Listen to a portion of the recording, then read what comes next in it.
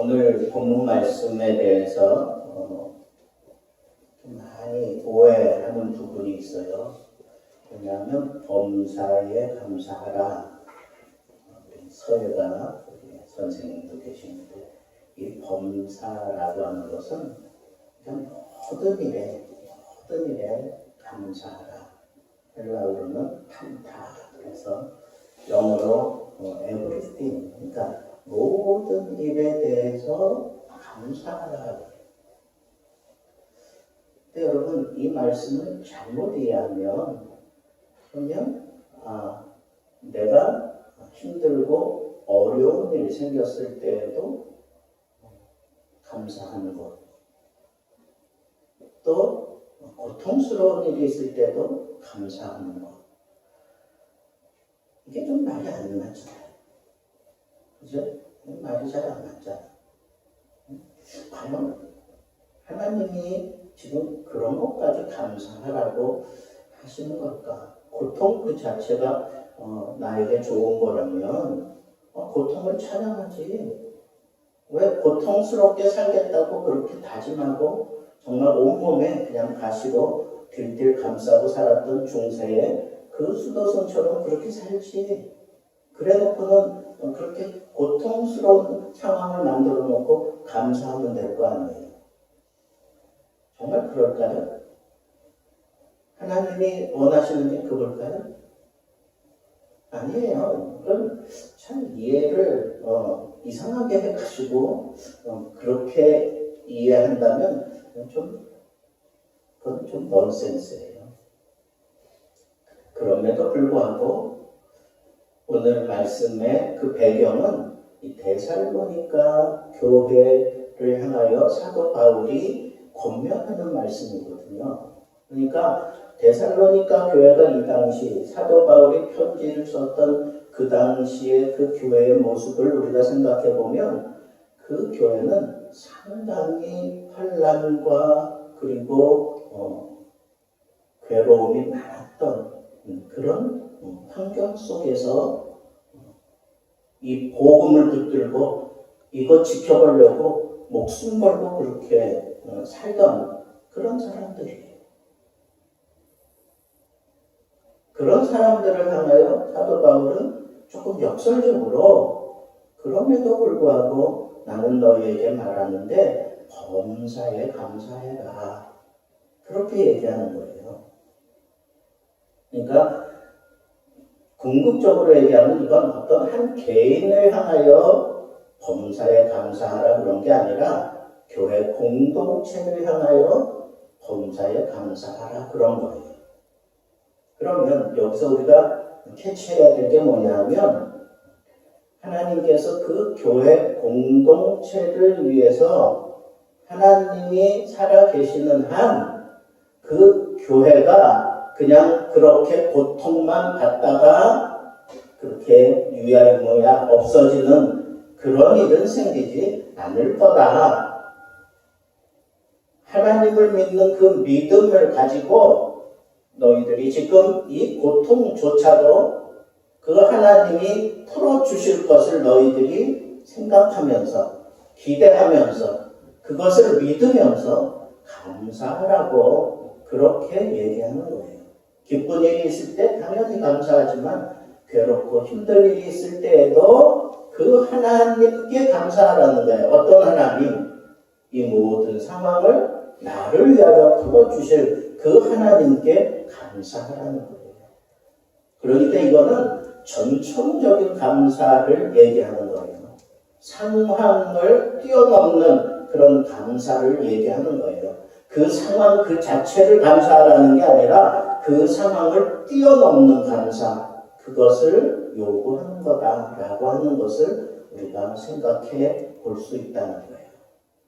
그런데 오늘 본문 말씀은 사실은 그 12절부터 21절 그렇게 한 단락으로 이렇게 묶음으로 이렇게 되어 있는데 거기는 우리가 이 공동체 감사를 어떻게 할 수 있는가, 어떻게 이렇게 전천후적으로 그 상황을 뛰어넘어서까지 감사할 수 있는가 하는 답을 여기 제시했어요. 첫째는 12절 말씀에 보면 이런 얘기가 있어요. 너희를 다스리며 권하는 자들을 너희가 알고 그랬어요.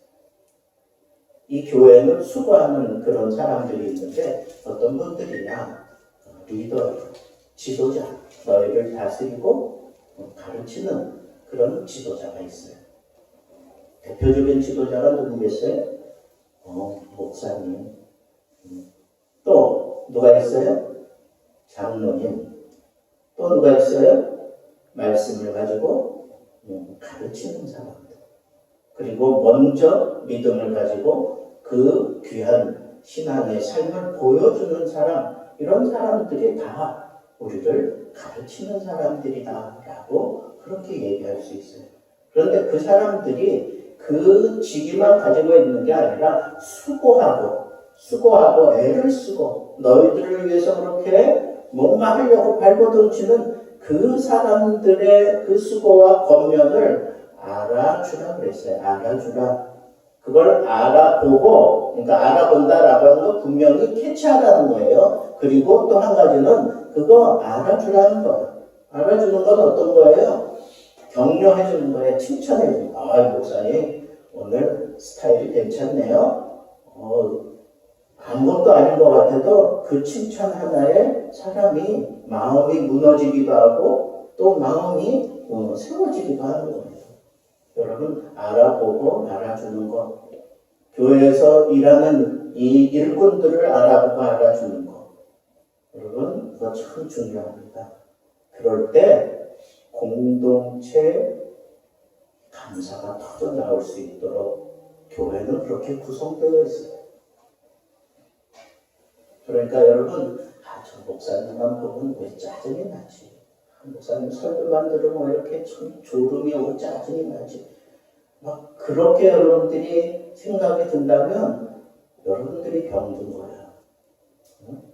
여러분들은 제일 먼저 해야 될 건 뭐예요? 목사님의 설교가 좋든지 말든지 무조건 그 수고로움을 어떻게 해야 된다고요?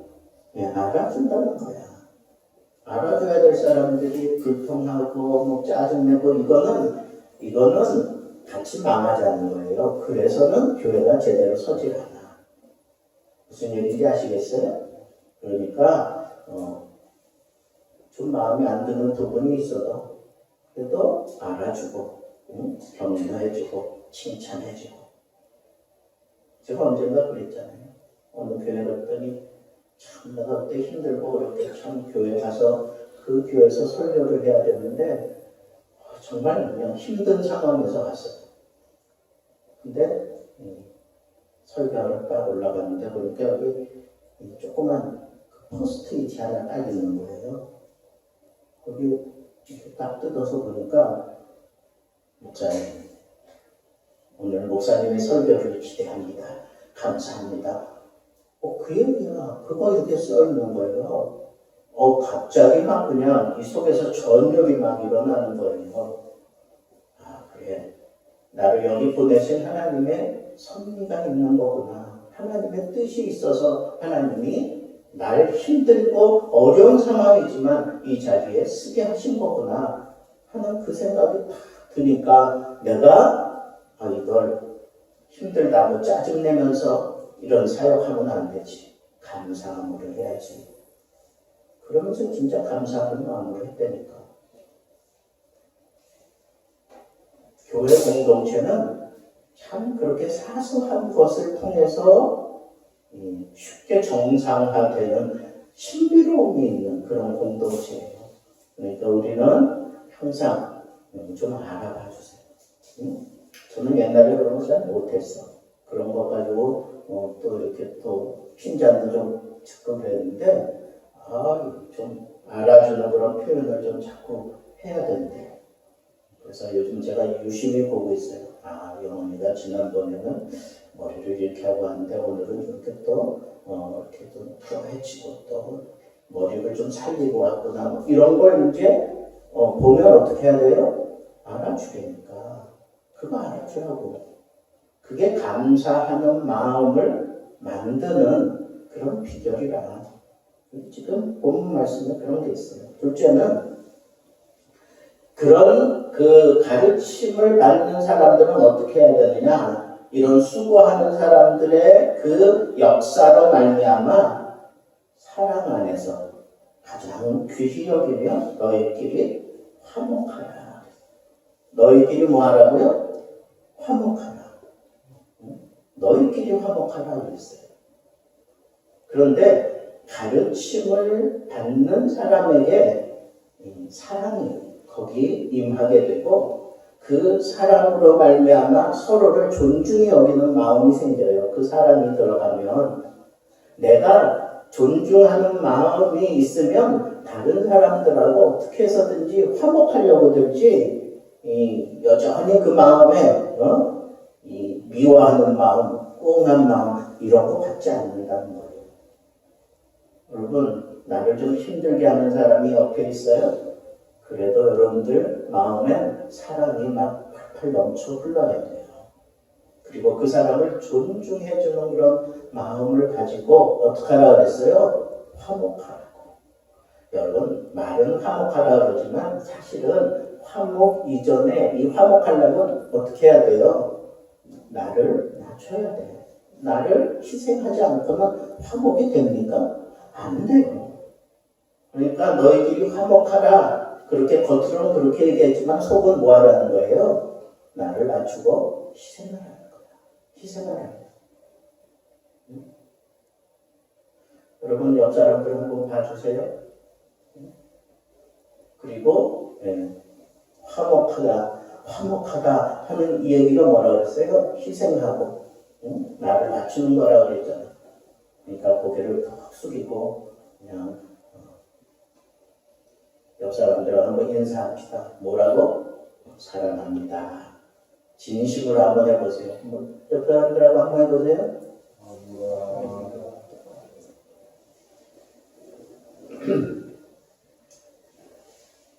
그리고 14절 말씀에 그냥 듣기만 하세요. 너희를 권면하노니 게으른 자들을 권계하며 마음이 약한 자들을 격려하고 힘이 없는 자들을 붙들어주며 모든 사람에게 오래 참으라. 여러분 오래 참는 거 그러면 생각나는 거 없습니까? 고린도전서 13장으로 가면 진정한 사랑은 뭐라고 했어요? 사랑은 오래 참는 것이다 그랬어요. 오래 참는 것. 근데 이 사랑을 가지고 어떻게 하려고 그랬어요? 참아줘야 될 사람들이 우리 얼마나 많아. 좀 내 생각대로 좀 움직여주면 얼마나 좋겠어. 언제 어떻게 그냥 시한폭탄처럼 터질지 모르는 그런 그냥 아슬아슬함을 가지고 나를 참 불안하게 만드는 사람들이 우리 가족이고 우리 이웃이고 우리 교인들이라고 여러분 생각해 본 적 있으세요? 솔직히 얘기하면 저는 그래요. 이 다니엘 기도하면서 여러분들 제가 하나하나 떠올리면서 기도하다 보면 막 시한폭탄같이 느껴지는 그런 때가 있어. 여러분들을 생각하면 안쓰럽다는 거예요. 조금 더 영적인 생활에 힘을 써야 되는데 조금 생활이 편안해지면 또 그냥 이 영적인 생활이 흐트러지고 뭔가 좀 힘들고 어려워지면 빨리 돌아서야 되는데 돌아서지가 않아. 또 그냥 뭐 고집 피우고 저러면 그냥 더 얻어 터질 수밖에 없는데 그렇게 안타까운 그런 사람들이 많아요. 여러분 어떻게 생각하세요? 그럴지라도 우리는 오래 참아야 돼. 그 형편을 따라서 붙들어줄 사람 붙들어주고 게으른 사람들 좀 권고하고 힘들어하고 그러는 사람들 좀 흔들어서 바른 길로 인도해주고 이렇게 될 때 그 안에서 감사가 터져나오기 시작하는 거예요. 감사가. 여러분 감사는 내 마음으로 생각으로 터져나오는 게 아니에요. 진정한 감사는 이런 삶이 내 삶 속에서 이루어질 때 부딪히면서 소리 나는 게 그게 감사예요. 부딪혀야 소리 나잖아. 힘들고 어려운 사람들 붙들어주기 위해서 내 어깨 빌려주면 부딪히면서 소리 나요. 어떤 게으른 사람들도 권고하다 보면 그 사람이 또 그걸 잘 들으면 좋은데 안 들어. 막 그냥 그러면서 또 이렇게 척질라고 그러고 막 이러면 어떻게 돼요? 또 거기도 소리가 나. 근데 그런 소리 나고 그러는 상황 속에서 이미 내 속에 사랑이 들어가 있기 때문에 참을 수 있어요. 오래 참아주는 거예요. 그러다 보면 그 탄식이 변하여 기쁨이 되고 어려움이 변하여 쉬운 일이 되고 그러는 거예요. 그러면서 자연적으로 우리 삶 자체가 감사로 변하는 거예요. 더 나가면 이런 얘기가 있어요. 악으로 누구에게든지 악으로 악을 갚지 말고 서로 대하든지 모든 사람을 대하여 항상 선을 따르라. 여러분 요셉을 생각해 봤어요? 요셉이 자기 형들에게 팔려가지고 가가지고 거기서 종노릇해요. 종노릇 하다가 또 억울한 일 만나가지고 이제는 감옥까지 들어갔어요. 그런데 그 감옥에서 하나님의 말씀을 따라 요셉이 변화되기 시작해요. 그래서 결국은 하나님이 요셉과 함께 해주심으로 인해서 애굽의 총리가 됐어요. 그 당시 애굽은 그 일대를 지배하는, 오늘날로 얘기하면 세계를 지배하는 그런 나라와 같은 나라였어요.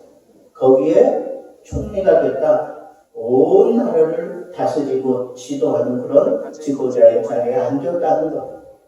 그래서 이 요셉으로 말미암아 온 땅에 흉년이 들었는데 그 애굽 땅에만 곡식이 있어서 자기를 팔았던 그 형들이 보따리를 들고 그 곡식을 사러 오는 거예요.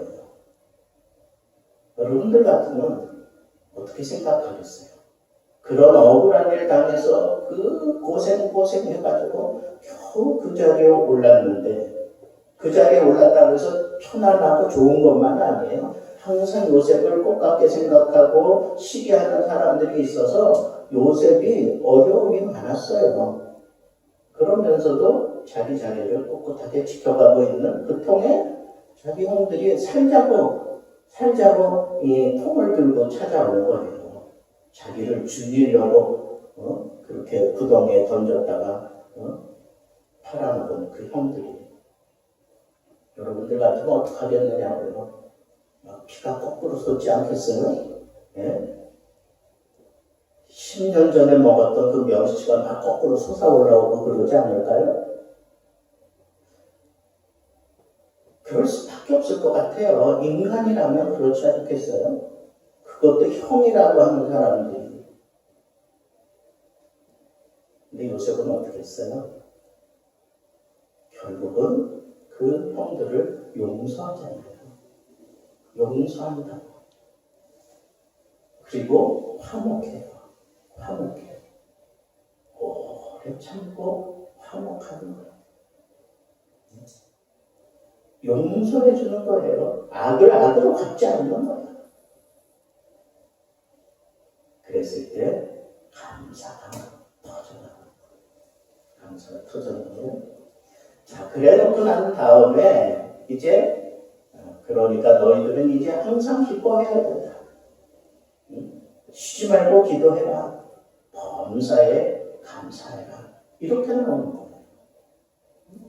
여러분, 범사에 감사할 수 있는 사람은 그 상황이 어떠한 상황이 생겼든지 간에 그 상황이 하나님이 주신 거지 그러면서 감사하는 게 아니라 이 앞에 그런 내용들로 내가 이렇게 잘 다져지고 난 다음에 그것을 통해서 이 감사하는 생활을 아주 멋지게 꾸려가기 위해서 내가 그걸 지키기 위해서 거기에 막 에너지를 쏟아붓는 게 뭐예요? 항상 기뻐하는 거고 쉬지 말고 기도하는 거고 범사에 감사하는 거.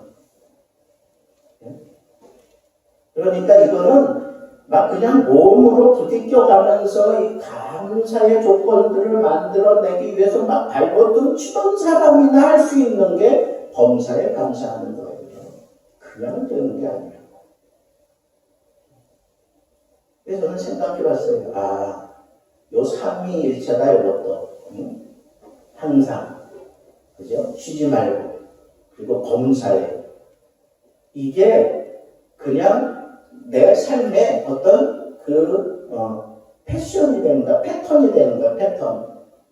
뭘 하나 맡기면 항상 그 모습 그대로 그 자리를 지키면서 하는 거예요. 저 사람 생각하면 막 그냥 막 가슴이 막 그냥 뭉글뭉글해지는 그런 경우가 있어. 왜? 항상 그 모습 그대로 그 자리에 있어. 그게 얼마나 소중한 일이고 얼마나 귀한 일인지 아세요? 정말 소중한 일이에요. 그 사람 때문에 내가 다 무너져 가다가도 그 사람 때문에 다시 힘을 얻고 다시 또 뭔가 해보려고 막 발버둥 치는 경우가 얼마나 많은지 몰라요. 항상. 그리고 쉬지 말고. 여러분, 뭔가 하나 다 맡기면 그거 하기 위해서 막 그냥 발버둥 치는 거. 저도 이 나이 먹고 보니까 어떤 사람이 정말 믿음직스럽냐 하면 똑똑한 애들 많아. 스마트한 애들 많아. 감히 생각지 못했던 그런 아이디어 팍팍 내면서 막 그렇게 하는 애들 많아. 근데 내가 걔네들 칭찬을 해주지만 뭐 일을 맡길 수는 없어. 왜 그런지 아세요? 일을 맡기는 사람이 원하는 건 그렇게 스마트한 머리를 가지고 그냥 그것을 쫙 해내는 그게 아니야. 그냥 아침에도 점심에도 저녁에도 그냥 그거 하느라고 뭐 정신이 없어 보면. 어떤 때는 좀 답답해. 뭐 그렇게 못하니 막 그럴 정도로 그냥 좀 답답을 떠는 그런 애들도 있지만 내 마음에는 걔가 싫지 않아. 걔에 대한 믿음이 생겨. 왠지 아세요? 바로 이 틀이 있어서 그래. 쉬지 않고 하는 거예요. 그런 사람을 믿는 거예요. 지도자들은 그런 사람들을 믿어. 이 지도자의 마음은 곧 하나님의 마음이에요. 여러분, 하나님이 왜 우리 보고 쉬지 말고 기도하라고 그럴까요? 왜 쉬지 말고 기도하라고 그럴까요? 내가 이 모든 상황 쫙 점검해보니까, 분석해보니까 내가 이래서 그렇고 저렇고 또 상황이 이러서 이게 딱 모든 게 다 끝났습니다. 이제 어떻게 하면 된다는 거 내가 다 알았습니다. 하나님이 그걸 요구하시는 게 아니라니까. 하다가 좀 무너지고 엎어지고 자빠지고 실수하고 그럴지라도 놓지 않고 쉬지 않고 끝까지 가는 그것을 원하시는 거예요. 여러분, 그게 필요해요. 그게. 그리고 또 하나 이제 범사라는 게 나와요. 이 범사는 모든 상황, 모든 일을 얘기하는데 여러분, 정말 모든 일에 내가 감사할 수 있는 것은 그것은 초월해 있는 그런 믿음을 쓸 때 가능한 거예요. 초월해 있는 믿음. 이 세상에 머물러 있는 믿음이 아니라 세상을 초월해 있는 그 믿음을 쓸 때에 내가 이 범사에 감사할 수 있어요. 그런데 이 초월해 있는 믿음, 이 믿음 누구 때문에 내가 얻은 거예요? 하나님 때문에. 누가 주시는 거예요? 하나님이 주시는 거예요. 그리고 이 믿음을 쓰게 되면 그때는 내가 어떤 상황이든지 내가 그걸 다 극복해낼 수 있는 그런 용기와 힘이 생기고 그리고 기꺼이 내가 후퇴하지 않고 그냥 정면 승부하면서 그걸 감당해내는데 그걸 그냥 뭐 악을 수고하는 게 아니라 하나님 앞에 감사하면서 해요. 하나님 앞에 감사하면서. 여러분, 감사를 영어 성경에 보면 어떤 사람이 그렇게 분석을 해놨는데 보니까 이 목적어하고 이 주어하고 이 관계를 생각하면서 이 모든 범사에 감사한다는 건 범사 그 자체에 감사하는 게 아니라 범사를 통해서 누구에게 감사한다는 거예요? 하나님께 감사하는 거예요. 여러분, 우리의 감사의 대상은 하나님이에요. 그 하나님에 대해서 분명하게 내가 깨닫고 하나님께 감사할 수 있다면, 그러면 이 모든 상황이 하나님이 섭리하시고 계획해 놓으셨던 대로 그게 풀어져 가는 것을 내가 보게 되고 기대하게 되고, 그리고 거기에 대해서 내가 믿게 되고 감사할 수 있어요. 그게 범사에 감사한다고 하는 내용의 전부예요. 하나님의 섭리가 믿겨져요. 지금은 내가 이렇게 험난하고 이 괴로움의 길을 가지만 이것이 정녕 주의 뜻이고 이것이 정녕 주님의 길이기에 나는 가겠습니다. 이유는 하나님이 나를 책임져 줄 것을 나는 압니다. 어떻게 어떤 모습으로 어떤 방향으로 나를 이끌어 가실 건 난 몰라요. 인간이기 때문에, 나는 죄악이 있는 사람이기 때문에 그런 것까지는 몰라. 그러나 내가 분명히 아는 것은 하나님이 나를 놓지 않고 나와 함께 하시고 나를 붙드시고 나를 가라 하신 그 하나님은 끝까지 가게 나와 함께 하시는 분이라고 하는 것을 내가 믿음으로 고백하고 기대하면서 기도하면서 가는 거예요. 그게 전천적인 감사라는 거예요. 근데 신비하고 놀라운 거는요, 이 공동체적으로 감사하고 끝나서는 안 되잖아. 그럼 또 어떻게 해야 되느냐? 우리들 개인적으로도 이렇게 감사를 하는 생활을 이제 우리가 만들어 가야 돼. 여러분, 그 감사, 그러니까 의도적으로 우리가 감사를 하잖아요. 감사, 뭔가 어떤 것들을 내가 생각하면서 그 감사거리를 찾아가면서 감사하잖아요. 그러면 내 몸에 반응이 일어나. 내가 무언가를 생각하면서 감사할 때 어디에 반응이 오겠어요? 네? 어머니 권사님 어디에 반응이 올까? 생각은 어느 기관이 담당하고 있어요? 요 머리가 머리. 뇌에서 변화가 일어나요.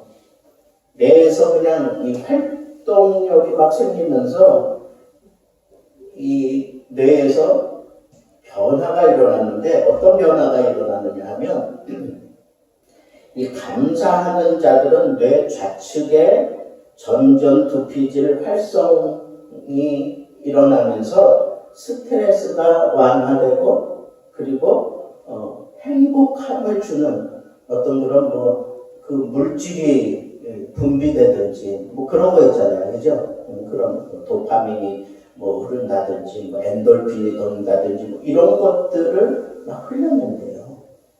감사를 하면.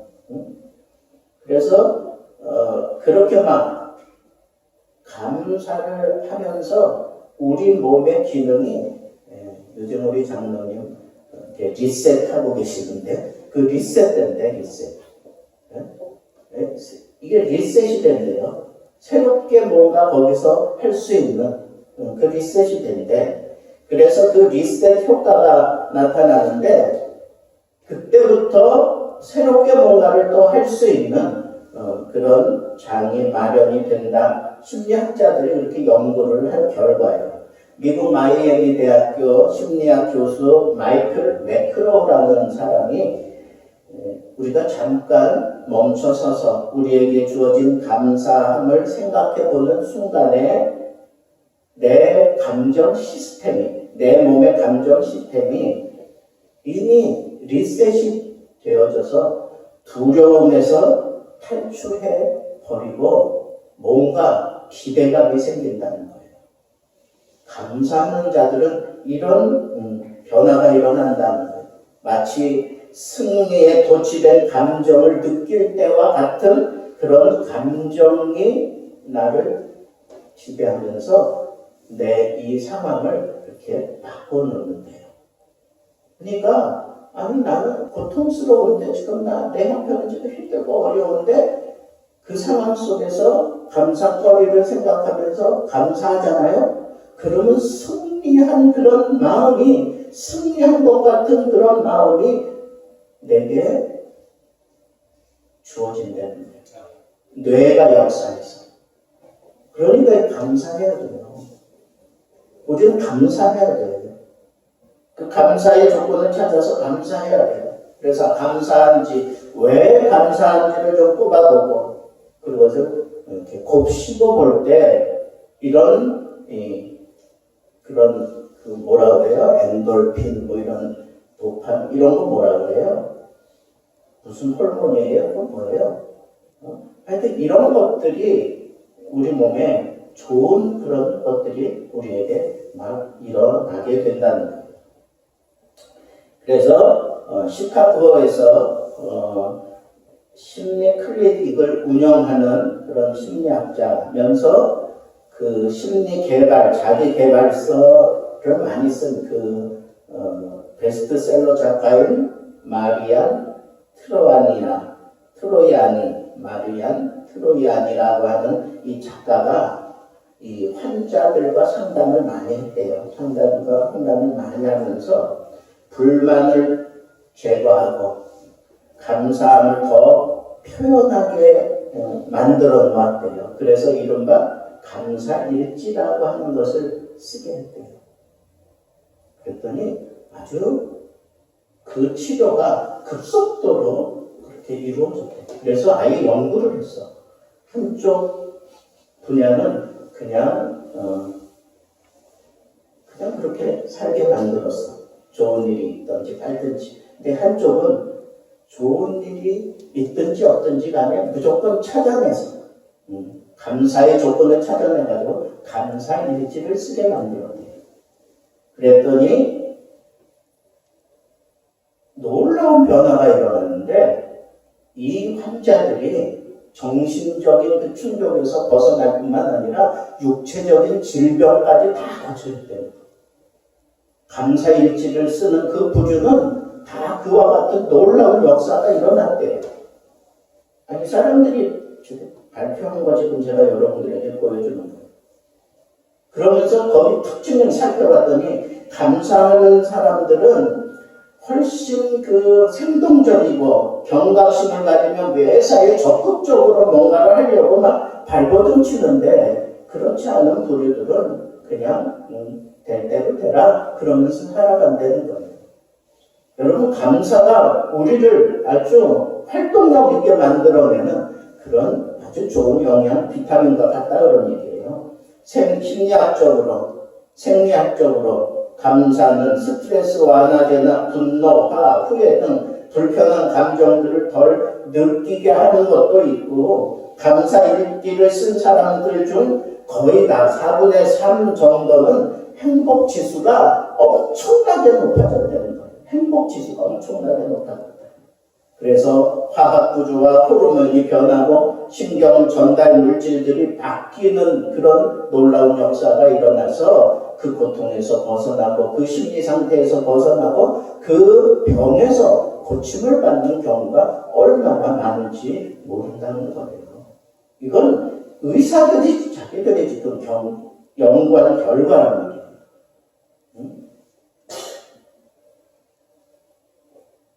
유홍근 성도님, 이렇게 감사 많이 해야 돼. 감사해야 돼. 하나님이 오늘도 나 또 살게 하시는구나. 감사합니다. 내가 이렇게 또 예수 등대교회 나와서 매주일 목사님한테 기도받을 수 있게 하셨구나. 감사합니다. 자꾸 감사의 조건을 찾아가지고 감사합니다. 어제는 내가 이만큼 벌었어요? 오늘은 이만큼 벌었어. 감사하잖아. 감사하는 거예요. 옛날에는 내가 이렇게 거울을 봐도 내가 참 그렇다 그랬는데 이상하게 막 이뻐 보이고 막 그러잖아요. 그러면 감사하세요.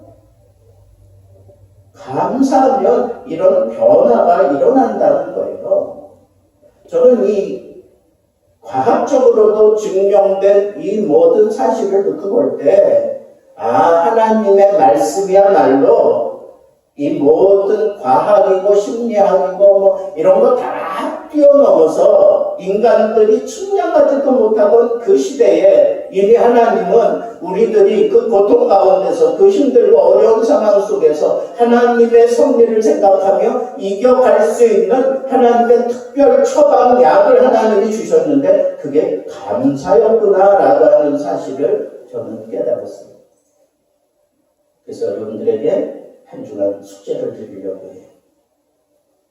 하루에 한 번 자기를 생각하면서 하루를 생각하면서 하나님 앞에 감사의 조건을 찾아내세요. 그리고 쓰세요.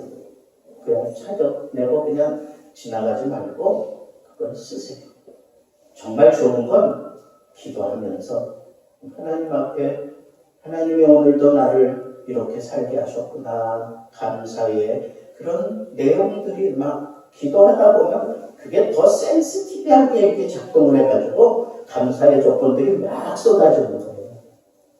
그러니까 여러분 좀 기록하세요. 감사의 일지를 좀 적고 기도하면서 감사의 조건을 찾고 그러다 보면 한 주간만 해도 여러분들 마음속이 훈훈해지고 감사가 넘치게 되는 그런 놀라운 은혜를 경험하게 될 줄로 저는 믿습니다. 마지막으로 오늘 말씀을 우리가 생각하면서 내가 이렇게 잊어버리고 못할 수도 있고 또 내가 약해서 고통 가운데서 감사가 터져나오지 않을지라도 그래도 눈물 머금고 감사하라고 했으니나 한번 감사해 보겠습니다. 그러면서 하나님 앞에 엎드려서 보세요. 그러면 하나님께서 이렇게 약속하셨어요. 평강의 하나님이 우리를 온전하게 거룩하게 만들어 주실 것이고 그리고 흠없게 보존해 주시겠다 약속하셨어요. 또 하나님은 미쁘신 하나님이래. 믿음직한 하나님이다 그런 뜻이에요. 하나님이 약속하신 그대로 하나님은 반드시 실현하고야 마십니다.